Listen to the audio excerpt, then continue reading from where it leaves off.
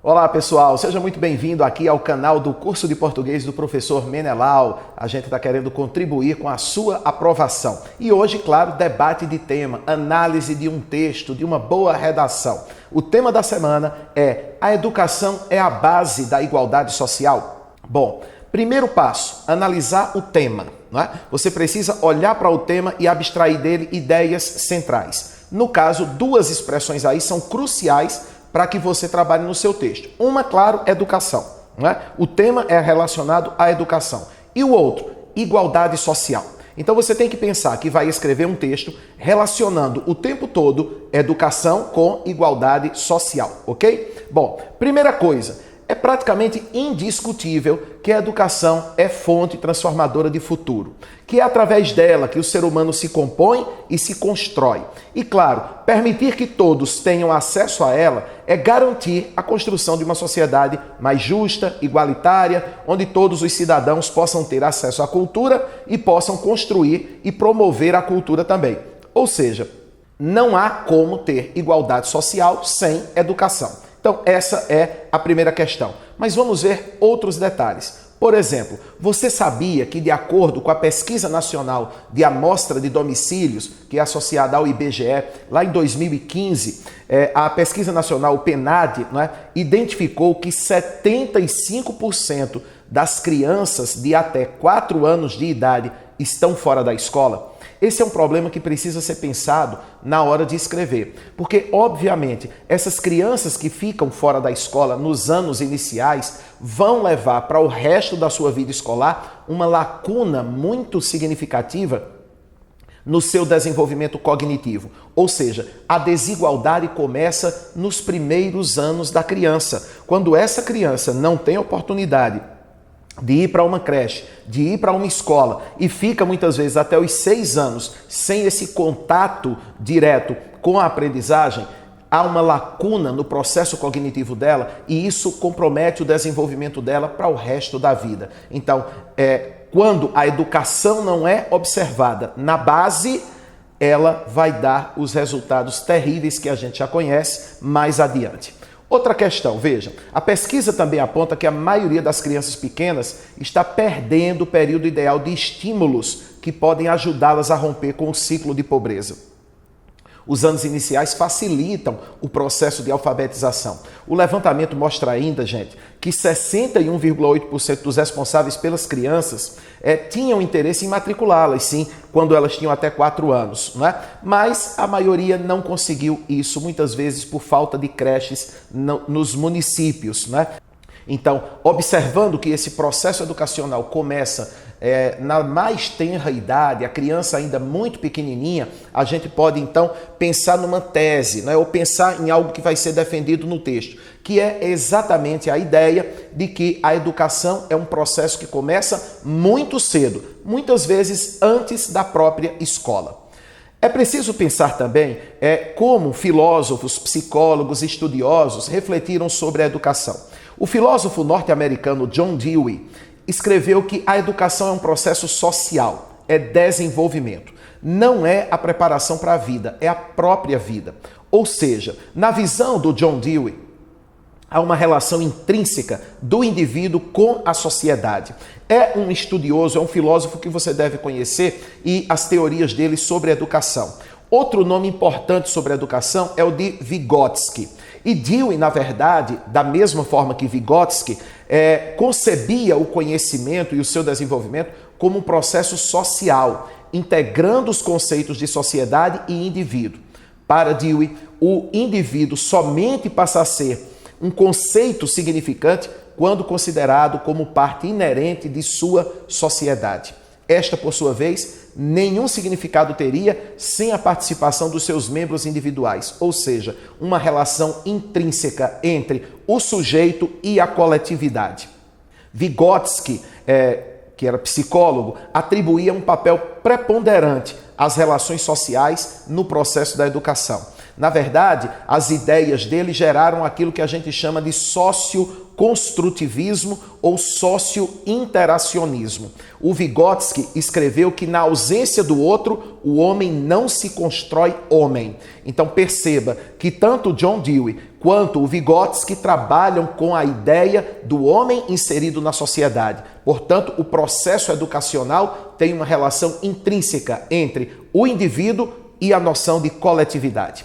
A gente não pode também esquecer de falar do Paulo Freire, né? Talvez seja o nome mais importante da educação aqui no Brasil. O Paulo Freire escreveu que ensinar não é transferir conhecimento, mas criar as possibilidades para a sua produção ou a sua construção. Em outras palavras, o Paulo Freire defendia que ensinar não é fazer com que alguém decore alguma coisa, mas é permitir que o indivíduo, tendo conhecimento, seja capaz de transformar a sociedade. O Paulo Freire trabalhava muito com a ideia de opressores e oprimidos, na visão de que a educação é o caminho para diminuir as diferenças entre esses dois grupos.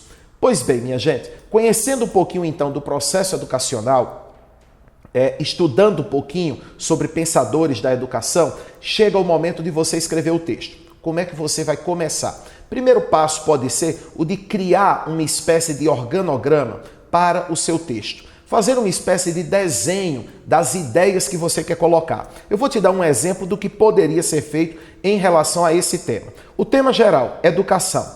Aí você trabalharia com duas linhas argumentativas. Uma seria a empregabilidade.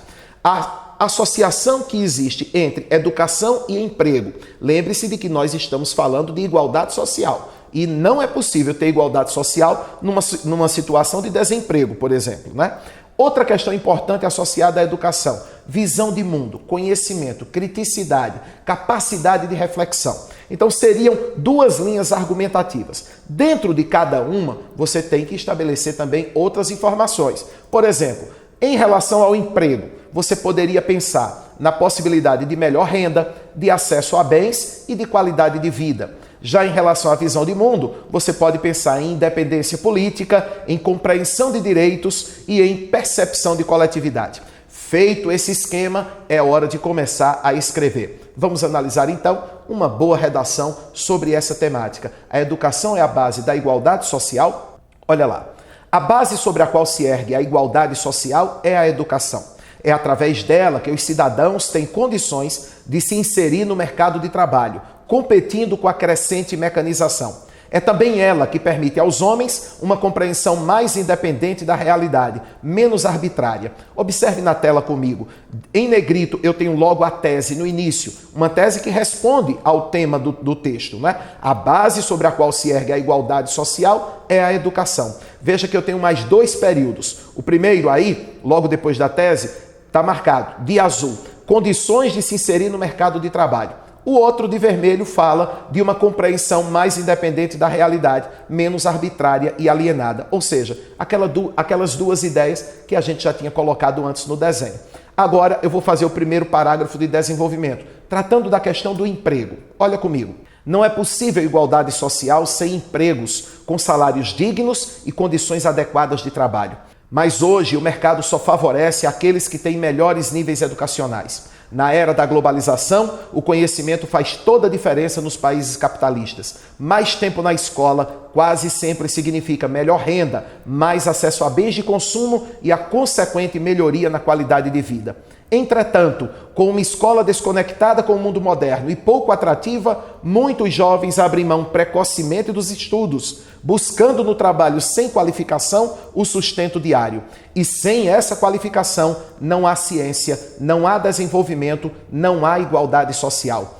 Observe, esse parágrafo foi construído em cima da ideia de empregos, da associação de igualdade social a empregos com salários dignos e condições adequadas de trabalho. Na parte final do parágrafo, a gente mostra o outro lado, que aparece já encabeçado aí com entretanto, conjunção adversativa, não é? Então a gente mostra o lado, quando a escola não atrai o jovem, esse jovem abandona a escola, tenta trabalhar e como ele não tem qualificação, esse trabalho dele não vai render bons frutos, né? Termina o parágrafo com, mais uma vez, a alusão à igualdade social. O terceiro parágrafo. Mas não é só isso. Olha só, essa frase curtinha está fazendo a ponte entre o segundo e o terceiro. Só que agora eu vou falar da questão da criticidade. A gente já tinha organizado o texto para isso. Então veja, A educação propicia mais condições de independência política, bem como dá ao cidadão uma maior percepção de seus direitos e deveres. Essa é a frase guia do parágrafo. Todo parágrafo tem que ter uma frase guia conhecida como tópico frasal. E aí eu faço as inserções. Paulo Freire já tratava dessa questão ao falar de oprimidos e opressores. John Dewey, filósofo norte-americano, corroborando a visão de Vygotsky, mostrava a importância das relações sociais no processo educacional. Para ele, não há sociedade sem o indivíduo. Essa percepção é imprescindível para uma noção de coletividade que torne a sociedade mais justa, igualitária e desenvolvida. Ou seja, o grau de civilidade de uma nação está intimamente ligado ao grau de educação de seu povo. Observe na tela comigo que esse parágrafo inteiro é construído em torno daqueles elementos que a gente tinha colocado no organograma, não é? A questão da percepção de direitos e deveres, da noção de coletividade. Daí a importância de falar de John Dewey, de Vygotsky, do próprio Paulo Freire, que trazem ideias semelhantes àquilo que a gente está argumentando. Vamos para a conclusão. É preciso, portanto, investir no ensino básico, pois é nele que estão os maiores problemas da educação brasileira. Ampliar o ensino técnico para preparar jovens mais rapidamente para algumas profissões e rever o currículo a fim de tornar a escola mais atrativa e reduzir a taxa de abandono. Veja que nós tratamos da questão do emprego e de como diminuir a taxa de abandono escolar. Problemas que foram levantados ao longo do texto. Assim, será possível formar cidadãos mais preparados para enfrentar o mercado de trabalho. Ao mesmo tempo, isso contribuirá de forma decisiva para a formação de pessoas mais críticas e informadas, conscientes de seu papel coletivo e social. Só dessa maneira, o país dará um passo maior no caminho do desenvolvimento e diminuirá as diferenças entre opressores e oprimidos.